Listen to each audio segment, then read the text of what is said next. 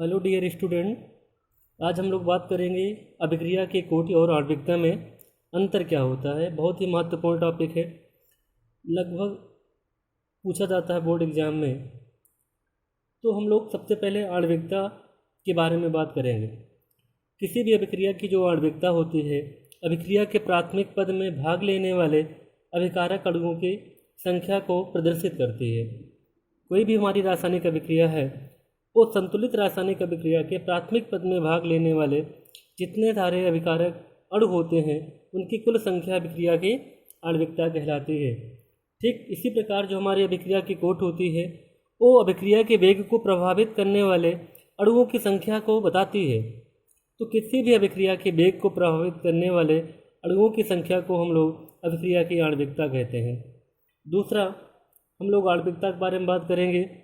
अभिक्रिया की आणविकता उसकी रसायनमिति तथा क्रियाविधि द्वारा ज्ञात करते हैं, जो कि एक सैद्धांतिक मान है। प्रीवियस क्लास में हमने पढ़ा था, किसी भी अभिक्रिया की जो आणविकता होती है वो एक सैद्धांतिक मान होता है, जबकि जो अभिक्रिया की कोटि होती है वो प्रयोगों द्वारा निकाली जाती है।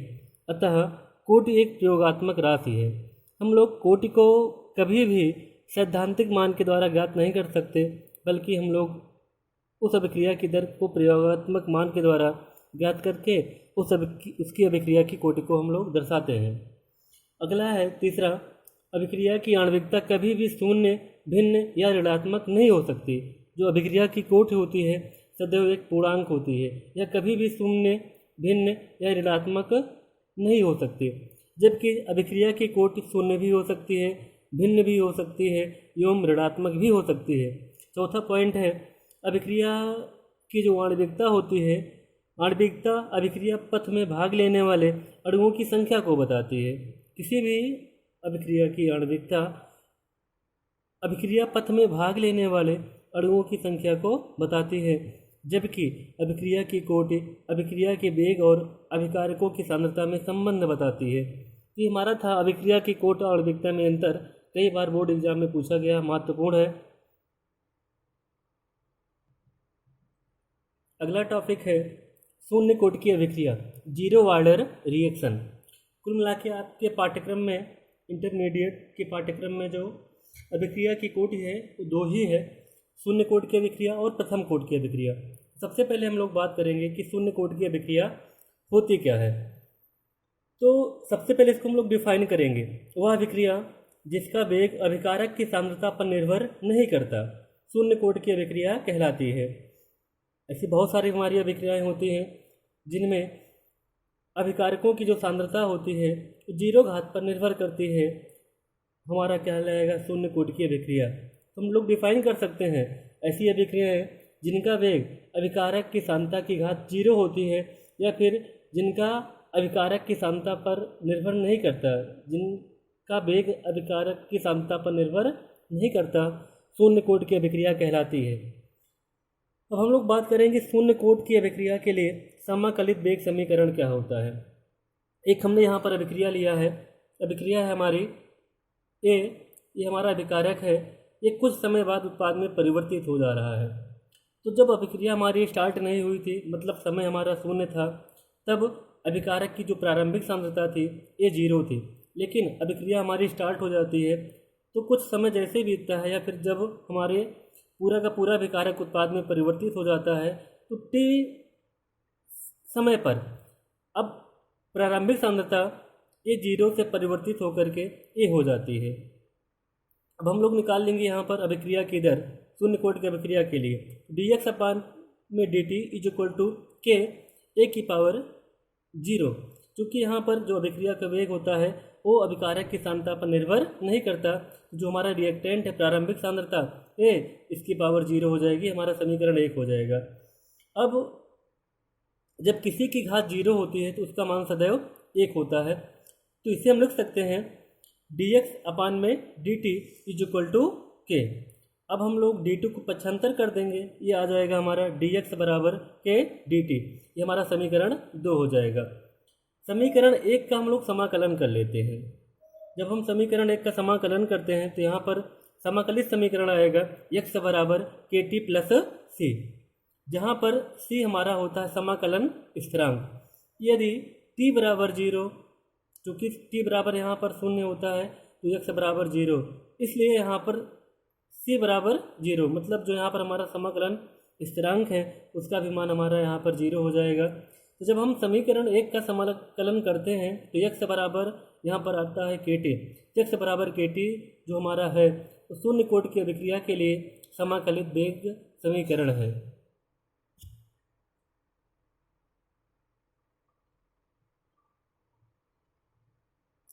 अब आपको पढ़ना है शून्य कोट की अभिक्रिया के लक्षण, बहुत ही महत्वपूर्ण। पहला लक्षण है स्थिर ताप पर शून्य कोट की अभिक्रिया पूर्ण अभिकारक लुप्त होने तक एक स्थिर दर से होती है। ताप यहाँ पर हम लोग स्थिर कर दें तो जो शून्य कोट की अभिक्रिया होती है जब तक पूर्ण अभिकारक लुप्त नहीं हो जाता तब तक उसकी जो दर होती है स्थिर होती है, जो अभिकारक की सांद्रता या समय पर निर्भर नहीं करती, इसलिए यहाँ पर रिएक्टेंट की पावर 0 हो जाता है। तो यहाँ पर कोई भी अभिक्रिया हम ले लें इज इक्वल टू पी, ये अभिकारक हमारा कुछ समय बाद प्रोडक्ट में परिवर्तित हो जाता है, तो जो अभिक्रिया का वेग होता है वो अभिकारक की सांद्रता के घात 0 होता है, मतलब उसकी जो दर होती है अभिकारक की सांद्रता पर निर्भर नहीं करती। तो दर बराबर यहाँ पर हो जाएगा के ब्रैकेट में a की power 0 is equal to constant नियतांक हो जाएगा। दूसरा हमारा है शून्य कोट की अभिक्रिया में सारा अभिकर्मक एक नियत समय में उत्पाद में बदल जाता है।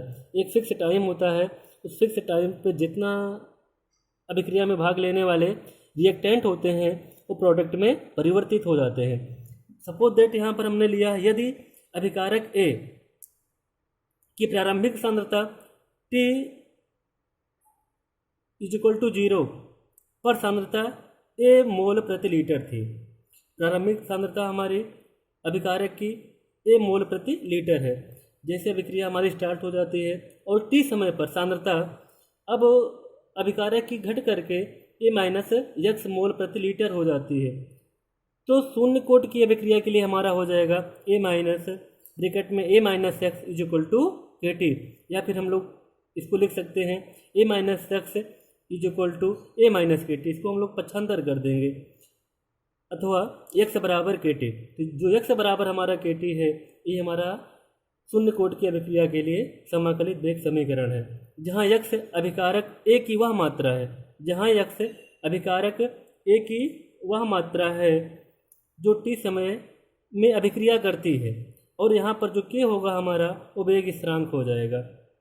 तीसरा हमारा है शून्य कोट की अभिक्रिया के लिए अभिकारक की सांद्रता C और T के मध्य जब हम लोग ग्राफ प्लॉट करते हैं, ग्राफ खींचते हैं, तो हमारी एक सीधी रेखा प्राप्त होती है। यहाँ पर ये समय बढ़ रहा है, ऊपर यहाँ पर कांस्टेंट बढ़ रहा है। तो जब हम शून्य कोट की अभिक्रिया के लिए अभिकारक की सांद्रता C और T के मध्य ग्राफ खींचते हैं तो हमको एक सीधी रेखा मतलब स्ट्रेट लाइन प्राप्त होती है। अब हम लोग बात करेंगे कि शून्य कोट की अभिक्रिया के लिए हमारे उदाहरण कौन कौन से संभावित होते हैं, होते कौन है। जैसे हम लोग सूर्य की प्रकाश की उपस्थिति में हाइड्रोजन और क्लोरीन की क्रिया कराते हैं तो ये हाइड्रोक्लोरिक अम्ल में परिवर्तित होता है, हाइड्रोक्लोरिक गैस में परिवर्तित हो जाता है। तो सनलाइट की उपस्थिति में H2 और Cl2 की जो सांद्रता की घात होती है 0 होती है, मतलब अभिक्रिया का जो वेग होता है वो अभिकारक की सांद्रता पर निर्भर नहीं करता। तो यहाँ पर प्रायोगिक मान के द्वारा हम लोग ज्ञात पाते हैं कि H2 प्लस Cl2 सन के उपस्थिति में, सन प्रकाश की उपस्थिति में, लाइट की उपस्थिति में ये हाइड्रोक्लोरिक एसिड में परिवर्तित हो जाता है। तो ये हमारी शून्य कोट की अभिक्रिया हुई। इसी प्रकार सूर्य के प्रकाश की उपस्थिति में जब हम लोग हाइड्रोजन और ब्रोमीन की क्रिया कराते हैं तो ये हाइड्रोजन ब्रोमाइड में परिवर्तित हो जाता है, जो कि प्रायोगिक विधियों द्वारा ज्ञात करने पर हमको यह प्राप्त होता है कि जो अभिक्रिया की दर होती है वो अभिकारक की सांद्रता पर निर्भर नहीं करती, मतलब अभिकारक की सांद्रता की जो घात होती है 0 होती है। ये हमारी कोटि शून्य हो गए। इसी प्रकार हम लोग डाई नाइट्रोजन ऑक्साइड का जब हम लोग विघटन करते हैं गोल्ड उत्प्रेरक की उपस्थिति में तो यह नाइट्रोजन और ऑक्सीजन में परिवर्तित हो जाता है। तो प्रेक्षित दर समीकरण द्वारा हम ज्ञात कर पाते हैं कि जो नाइट्रोजन डाइऑक्साइड है इसकी जो सांद्रता की घात होती है 0 होती है, मतलब अभिक्रिया के वेग पर नाइट्रोजन डाइऑक्साइड की सांद्रता का कोई परिवर्तन नहीं होता, मतलब जो अभिक्रिया के वेग होता है ये नाइट्रोजन डाइऑक्साइड की सांद्रता पर निर्भर नहीं करता। चौथा एग्जाम्पल हमारा है कि हाइड्रोजन आयोडाइड का हम लोग पुनः विघटन करते हैं गोल्ड उत्प्रेरक की उपस्थिति में, तो ये हाइड्रोजन और आयोडीन में परिवर्तित हो जाता है। फिर भी यहाँ पर हम लोग प्रायोगिक विधियों द्वारा जब इसके मान का आकलन करते हैं तो यहाँ पर जो अभिक्रिया की दर होती है, अभिक्रिया का वेग होता है, वो अभिकारक की सांद्रता पर निर्भर नहीं करता।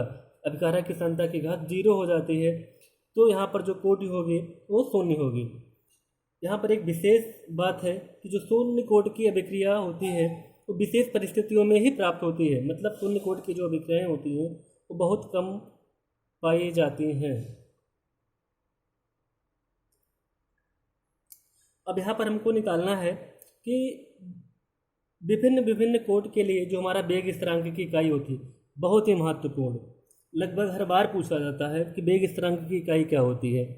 तो आपने प्रीवियस लेक्चर में आपने पढ़ा था कि जब हम लोग वेग स्थिरांक की इकाई निकालते हैं तो उसके लिए यहाँ पर हमने फार्मूला निकाला था। फार्मूला जो होता है मोल की पावर 1 - n लीटर की power n-1 into second inverse, जहाँ n हमारी होती है अभिक्रिया की कोटि। अभी जो हमारी अभिक्रिया की कोटि है शून्य भी हो सकती है, तो n बराबर यहाँ पर शून्य रखेंगे। जब प्रथम कोट की अभिक्रिया के लिए रहेगा तो n बराबर यहाँ पर हम लोग 1 रखेंगे। जब द्वितीय कोट के लिए हम लोग वेग स्थिरांक की इकाई निकालेंगे तो n बराबर 2 रखेंगे। जब इसी तरह तृतीय कोट के लिए निकालेंगे तो यहाँ पर हम लोग n बराबर 3 रखेंगे। तो मान लीजिए हमको शून्य कोट की अभिक्रिया के लिए वेग स्थिरांक की इकाई को ज्ञात करना है। यहाँ पर n बराबर हमने 0 लिया है, जहाँ n अभिक्रिया की कोटि है। तो n बराबर 0, तो इसका मतलब ये शून्य कोट की अभिक्रिया है। तो इसके लिए जब हम लोग वेग स्थिरांक की इकाई को ज्ञात करते हैं, फार्मूला हमारा है मोल की पावर 1 - n लीटर की power n-1 into second inverse. अब यहाँ पर n की जगह हमको शून्य रखना है, n की जहाँ वैल्यू है वहाँ पर हमको n बराबर 0 रखना है। तो मोल की पावर हो जाएगा 1 - 0, लीटर की पावर 0 - 1, सेकेंड की माइनस इनवर्स। तो एक में से शून्य गए, यहाँ पर एक आएगा तो mole into litre into second inverse, ये हमारा हो जाएगा शून्य कोट की अभिक्रिया के लिए वेग स्थिरांक की इकाई, mole into litre into second inverse. यदि n बराबर 1 है, n बराबर 1 का मतलब यहाँ पर प्रथम कोट की अभिक्रिया के लिए हमको वेग स्थिरांक की इकाई को ज्ञात करना है। फार्मूला हमारा वही है मोल की पावर 1 - n लीटर की पावर n-1 सेकेंड इनवर्स। अब यहाँ पर हमको n बराबर 1 रखना है, जहाँ पर n है 1, n बराबर 1 हमको यहाँ पर पुट कर देना और हमको वैल्यू प्राप्त हो जाएगी n बराबर 1 के लिए वेग स्थिरांक की इकाई। तो मोल 1 - 1 लीटर 1 - 1 मोल की पावर 1 - 1 लीटर की पावर 1 - 1 इंटू सेकेंड इनवर्स। अब मोल की पावर 1 - 1 मतलब मोल की पावर 0, अब लीटर की पावर यहाँ पर 0 हो गई और इंटू सेकेंड इनवर्स। जब किसी की पावर 0 हो जाती है तो उसका मान हमेशा 1 होता है। तो यहाँ पर जब इसका मान 1 हो जाएगा तो हम इसको यहाँ पर लिखेंगे नहीं, इसका मान 1, इसका मान 1, बचा क्या सेकेंड इनवर्स। तो जो प्रथम कोट की अभिक्रिया के लिए जो वेग स्थिरांक की इकाई होती है वो हमारा सेकेंड इनवर्स होती है। इसी तरह n बराबर 2 मतलब द्वितीय कोट की अभिक्रिया के लिए हम लोग वेग स्थिरांक की इकाई को ज्ञात कर लेंगे। फार्मूला हमारा वही है मोल की पावर 1 - n लीटर की पावर n-1 सेकेंड इनवर्स। अब मोल n बराबर यहाँ पर हमको 2 रखना है, तो 1 - 2 हो जाएगा मोल की पावर लीटर की पावर 2 - 1 सेकेंड इनवर्स। अब एक में से यहाँ पर 2 घटाते हैं तो यहाँ पर -1 हो जाएगा मोल की पावर, 2 में से 1 घटाएंगे 1 आएगा, तो यहाँ पर हमने लीटर लिख दिया है। अब सेकेंड इनवर्स हमारा रहेगा ही रहेगा, तो mole inverse litre into second inverse जो हमारा ये इकाई प्राप्त हुई है, ये द्वितीय कोट की अभिक्रिया के लिए वेग स्थिरांक की इकाई है।